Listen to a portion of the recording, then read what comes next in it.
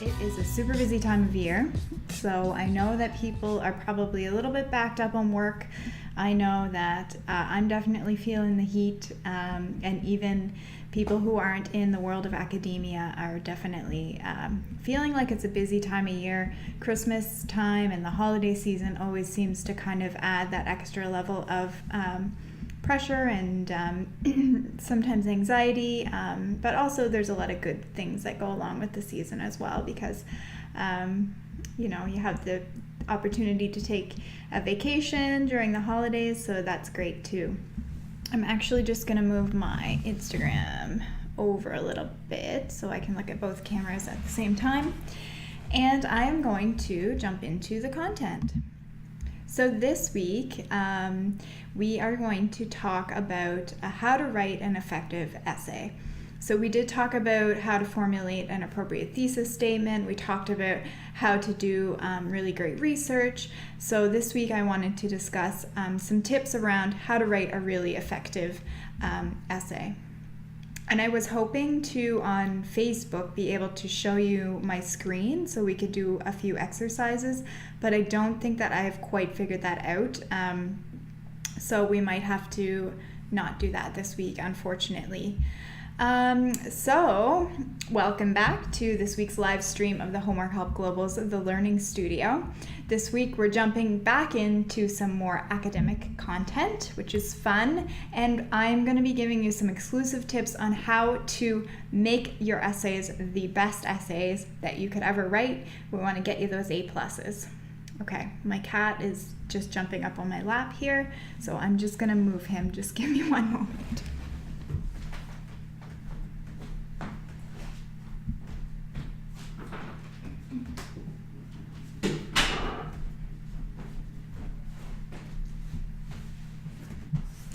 Apologies for that. That sometimes happens. I forget to put him away when I'm in mid prepping for the stream. So he's away now. Otherwise, he would just be bugging me the whole time. He's sweet, but I wouldn't be able to concentrate if he was jumping up on me. Of course, Homework Help Global, we are a custom essay writing organization, and we do help with editing and resume writing as well. So of course we want to give you the best value around how to write an essay, and we want you to get those A+ as well. So let's jump in and get into some of the good stuff that I have prepared. So one of the first things you want to do when you're beginning to write an essay is make sure you understand the topic and the question that's being asked. So this is where I wanted to get into some questions, which I did type up, and we will go over them. But when you're doing an essay, you really want to take the essay prompt and kind of deconstruct it. So I like to go through an essay question and even print it off on a piece of paper. I know that we should be saving the trees, so if you want to do this on your laptop, that can be great too, or you can write it out in a little notebook. Sometimes I just find that it helps to have it in a physical copy so you can go through and actually underline things. And then of course, if you are doing an essay question during an exam, certainly you will have that on a piece of paper as well, so you'll be able to do this. And I found it most effective during an exam to do that, because it really, deconstructing the essay question really helps to kind of frame out what you're going to write. So I will just kind of refer to the notes that I had, and I really had hoped that I would be able to show you guys this and go through with you, but unfortunately that's not going to work. I still have to figure out some technical issues and make that so I can be able to show you my screen. But basically here is one essay question. So it says, critically analyze the key concepts of working cross-culturally, specifically in regards to effective communication and the impact on your work practice. So I wanted to use that as an example of, if we had this question, how would we break it down? So the question begins, critically analyze the key concepts of working cross-culturally. That is the first line. So it begins with critically analyze. So when you're talking about being critical, you want to identify and discuss both the positive and negatives of an issue. So when I'm looking at this question, I'm going to underline critically. And then analyze means that you're also going to bring in some kind of, obviously, analysis and argument to the question. So I'll underline that or circle it just so that I know that that's kind of the crux of my paper. The key concepts, that is an essential component of the question because the prof is obviously looking for some specific terms. So you're going to know that when they say key concepts or keywords, that is a really important line to make note of. And hi, Coach Core. I see that you joined us on Instagram. Thank you. Hope you're having a good week.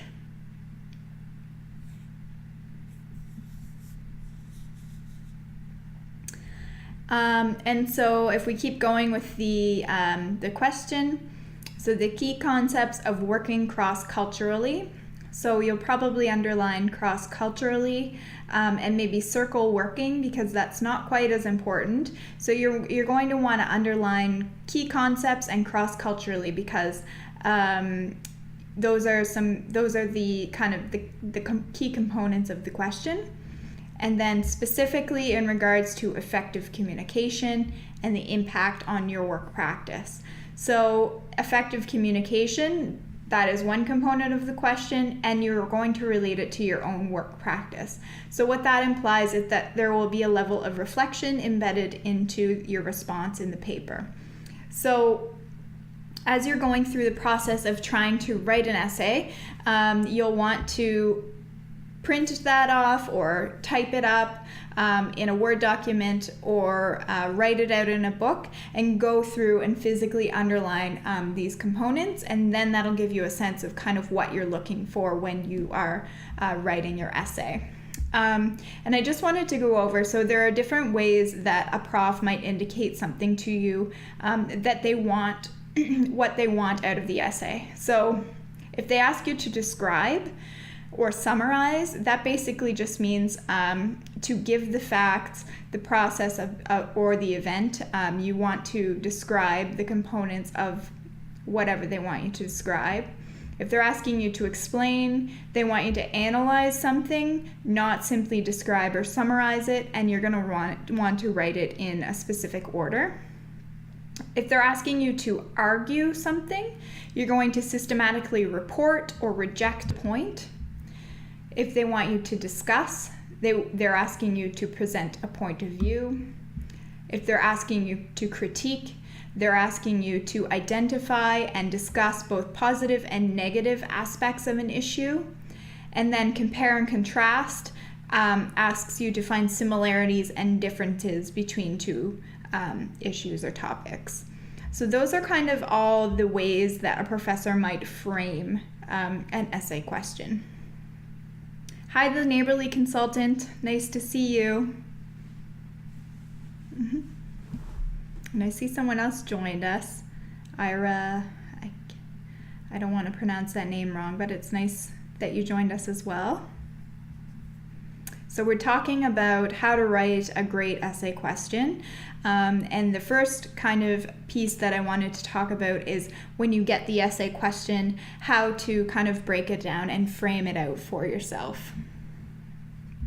Okay, so moving on from there.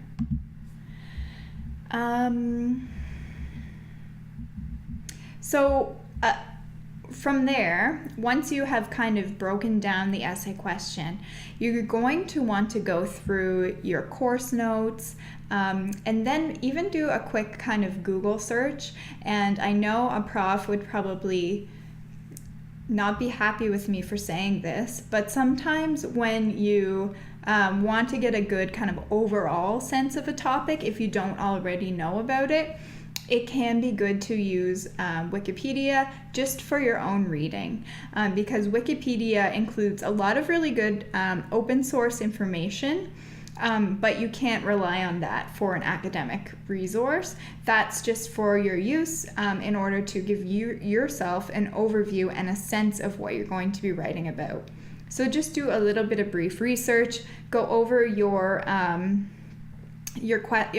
content that you've acquired in class, and then make sure that you have a really good grasp at the topic before you move on to the next question. So make sure you're using your sticky notes, you're using your highlighters, and you're really taking some time to figure out what that question means. So the second component of writing a really good essay is taking the time to create a framework around your work. So this will give you guidance on how to structure the essay. And one of the most basic and helpful ways to structure an essay is to use the 5-paragraph structure. It is really important to structure your essay because this gives it a logical flow. And because the 5-paragraph essay format is so common, your professor will know, or your reader will know, what to expect. So if anyone hasn't heard of the 5-paragraph essay, I'm going to go through it a little bit more in depth. But basically what it is it's an introduction, 3 body paragraphs, and then a conclusion. There are tons of templates that you can use if you're a type of person that likes to use a template. Certainly take out a piece of paper and write down your topic and your research question or your thesis, and then your 3 body paragraphs and your conclusion, and that gives you a bit of an outline to work with. So a really good way to begin your essay is to write down your topic at the beginning of your page. Then you can work on figuring out what to include in your introduction, your 3 body paragraphs, and conclusion, which equals a standard 5-paragraph essay. Now, there are some people who might have their topic and then write their body paragraphs, but then write their introduction and conclusion at the end, because then it kind of summarizes everything. But when you're just starting out, if you're an undergraduate student and you haven't written many essays, the 5-paragraph essay can give you a really strong basis, and I would recommend writing your introduction first, because it provides kind of a basis for you to go back to in order to kind of summarize everything and make sure that you're on the right track and you're keeping focused. So then you're going to want to start planning each of your paragraphs. So the introduction should open the discussion, introduce your argument, and indicate your response to the question. So remember that question that we talked about at the beginning? You're going to want to make sure that in your introduction, you are responding to that question. So you are formulating a thesis statement or a research question around whatever the essay prompt indicates. And you also want to make sure that your intro has a good hook. So what that means is that you don't want to be, even though academic writing can be very kind of a little bit dry maybe, and somewhat professional, you don't want it to be boring. You want your reader to want to read your essay. You don't want them to just kind of toss it aside. So what the hook means is that it's going to hook your reader in. So it's going to make them engaged and make them really interested. So you want to make sure that you're giving a good argument and you're making them, as we talked about in another session, Coach Core and the Neighborly Consultant, you're going to want to make your reader ask, who cares about what you have to say? So like I said, in week 3 of the Learning Studio, we talked about how to write a thesis statement. So if you're interested in accessing that session, we'll put a link. I'll put a link in the comments below, and you guys can take a look at how to write an effective thesis statement and some tips that I offered around that. So your argument is the most important part of your paper. Because it holds everything together. You can think about it kind of as like the backbone of your essay. So when you're making your argument, you're going to want to make sure that it's very strong so that you can, when you go back or when you go through and write your paragraphs, you can kind of fall back on that argument. You'll refer back to it several times. You'll be making references to it in your body paragraphs as well. So you really want to make sure that it comes across strongly. So once you have written, so in your introduction, you're going to want to introduce your topic, introduce your thesis statement, and then you will want to discuss 3 points that you'll be mentioning in each one of your body paragraphs. So keep in mind that you want your reader to know what to expect when they are reading your paper. So in the introduction, it can be really helpful to introduce the various points that you're going to be discussing and then tie them back into your argument. And it also gives you something to fall back on when you're writing your essay. And then each point that you make in your introduction will in turn correlate with each body paragraph throughout the essay.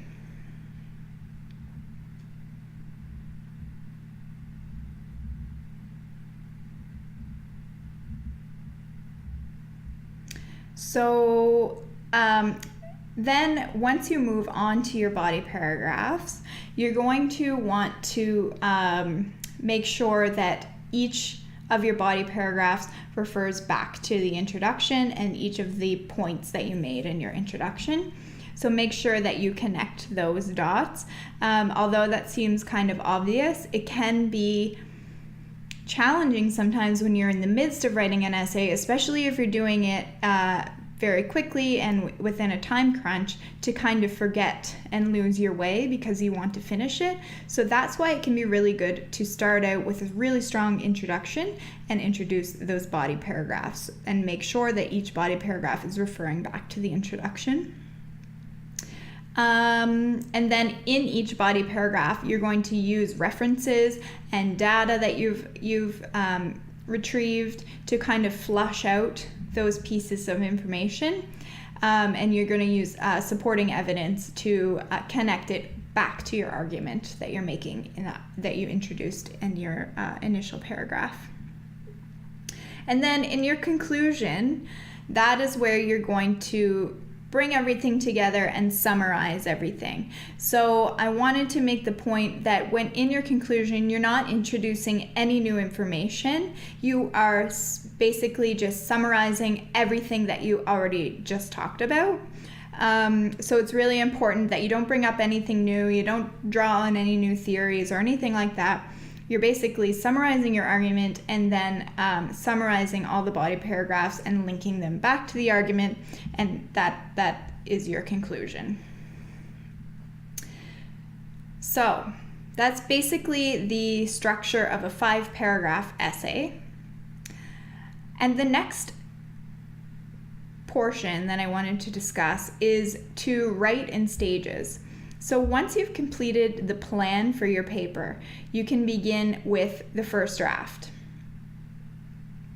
So the plan is basically your outline. You've broken everything down into your introduction. You know what your argument is. You understand each body paragraph and what points you're going to make in your body paragraph, and then your conclusion. So once you have started that, completed that outline, then you can begin writing your essay. At that point, you're just going to want to let your ideas flow. It can be really easy when you're writing to kind of get kind of stuck and get a little bit of writer's block. But at this point, rely on your outline and just let the ideas flow. Get them down on paper, especially if you have a high word count. You're not going to want to hold yourself back because if you're giving yourself enough time, you're going to have lots of time to edit. So let all the ideas flow, access all the research you can, incorporate all your resources, and just kind of go from there. Lean on your outline. That's why it's really important to use an outline. And then I did want to also note that it is really important to be mindful of when you're writing, not to rely on the words I or me, especially in academic writing. Now, there are times where the prof will suggest that you are able to use I or me, but So like that would be like in a reflective paper. I used to have to write a lot of those kind of reflective papers in social work school. So we were allowed by the prof to use I or me, but in general academia, you don't use I or me in your writing. It's best to write in third person and not first person. And so just make sure that you're writing in stages, giving yourself time to edit, and relying on your outline. So, moving on to editing. So many of us do not give ourselves enough time to edit. A lot of students do not edit their work. And I have to be honest, I sometimes was a procrastinator. I was pretty good. Like, I usually had time to overview my essay a couple of times before I passed it in. But even if you are an incredibly amazing writer, you're still going to need to edit because you're going to make mistakes. It's just the nature of human beings. We all make mistakes, so we all have to edit. So make sure that you're giving yourself a lot of time to edit and proofread. And again, I know that it is best to save paper if we can, but in this case, it can be really helpful actually to print off your essay and do the same thing that you did with the initial essay question. Just go through and highlight things, underline things, cross things out, and then you can go back onto your computer and type up and insert all of the edits that you made. And I know that a lot of people rely on the computer these days, running spell checks. I am guilty of that for sure. And those programs can be really helpful. Like, I know there is one called, it's Grammarly, and it helps correcting grammar, and it's really helpful. But really getting in the practice of actually physically editing your work on your own is really effective. So I would really recommend getting into that habit. So you're looking for spelling issues, grammar issues, and making sure that the essay flows overall and it's succinctly focused on your topic. So if you're going off the rails a little bit, you want to make sure that you kind of rephrase things in order to bring it back to the topic. You want to at least spend 15 minutes proofreading your essay.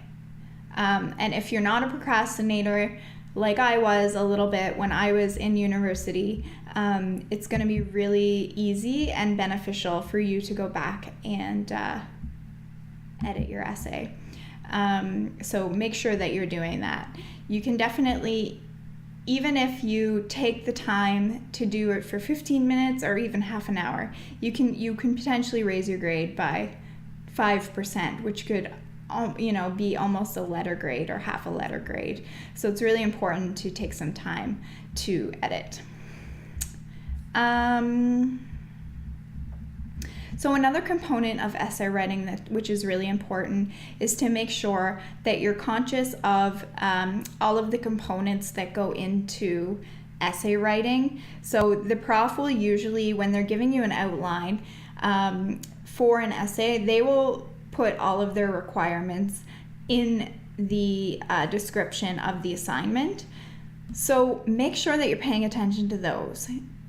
Don't only pay attention to the essay question and then just start writing, because sometimes profs can dock marks if you don't, if you fail to adhere to their requirements.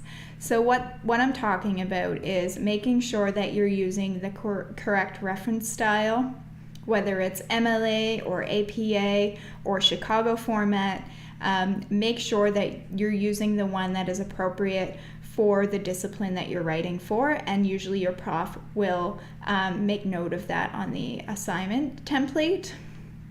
The second piece is to make sure that along with that, include in-text citations and that they are all in the correct format as well. And then make sure that you're using the correct format for your title page. So for APA format, you'll want to have a running header at the beginning, up at the top and on each page. And you're going to have page numbers on each one. You have a title page with the title and your name and the institution and the prof's name. And then an MLA, it's a bit different. You put all the information up in the top left corner.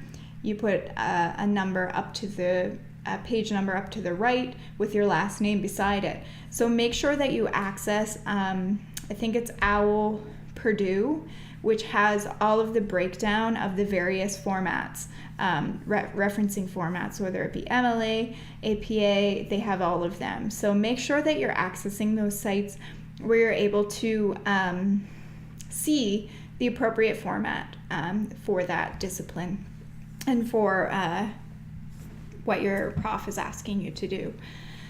And then another thing that you're going to want to check for is that you have the right word count. So make sure that when you've finished your essay, you're meeting the required word count or required page count, depending on what your professor is asking you to do. And also be conscious that you're not counting words that are in your title page or your references in your word count or a page count, because usually those don't count. There may be the very rare time where a professor might say that counts as your word count, but I've never really seen it, I don't think. So make sure that you're only counting the body of your work in the word count.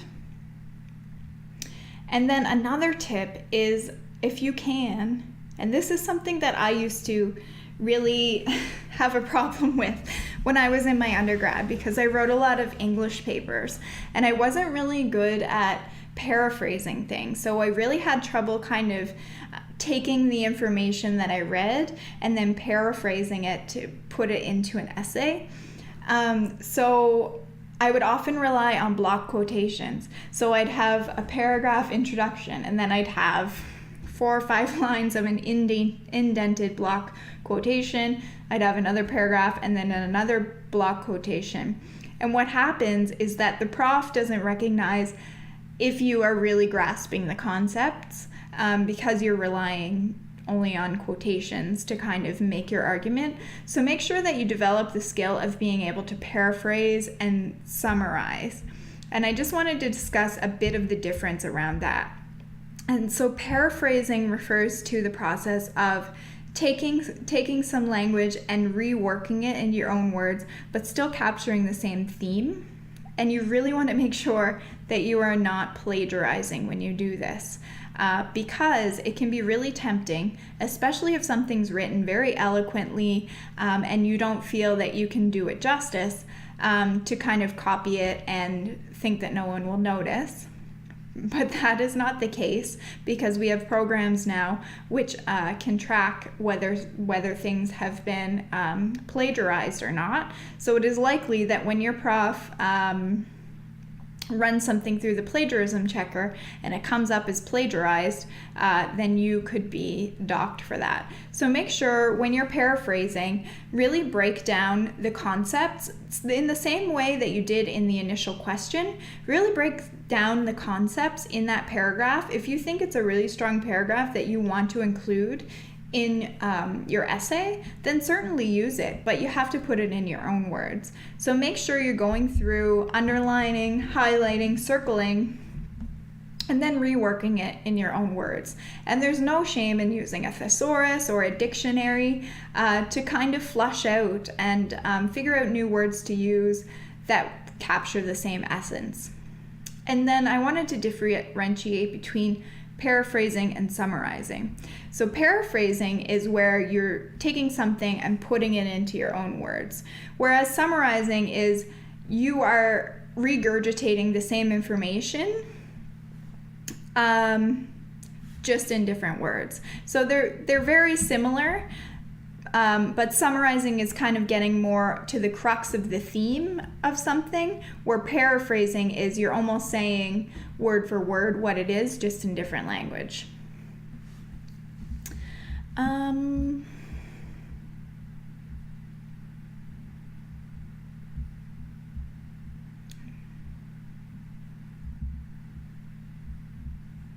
Yeah, so make sure that when you do quote something, and And there are times when you can use quotations, and sometimes profs will want you to do that. Particularly, I find in like literature courses or English courses, they'll want you to cite directly from the work. So there will be times when you will have to rely on direct quotations, and it won't be plagiarism as long as you cite it properly.